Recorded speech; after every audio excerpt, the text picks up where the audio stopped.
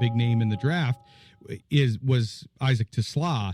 I felt like he really popped kind of at all levels. Man, if he would have played defense, he might have popped out there. Anytime he was on the field, I feel like the eyes were drawn to him, which is a good sign because, yes, they're playing second and third stringers, but we don't know what that guy's going to slot in as. He's hopefully a second stringer at this point, but he looked pretty assimilated for his first game action here in the NFL.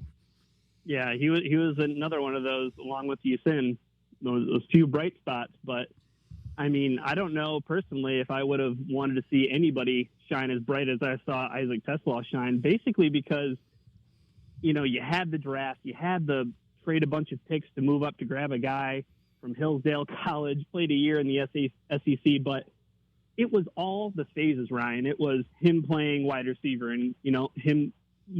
I think he snapped 81% of his alignment was on the outside. Well, those are the things you want to see because they want him to be the X receiver. He's 6'3", 215. They want him to be the guy who eventually replaces Tim Patrick. And I use that word eventually because I was trying to preach patience. I was like, just be patient with the guy. They're going to bring him along slowly. If you see him, probably going to be on special teams, which, holy smokes, as a gunner on punt coverage, he was down the field in an instant. The speed really flashed. The tenacity, the football, the grit, all the stuff that they identified, during that pre-draft process was on display, catching the ball with his hands away from his body.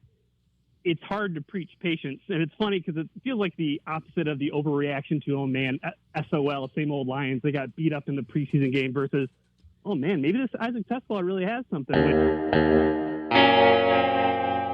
Sports Intel with Ryan Walsh.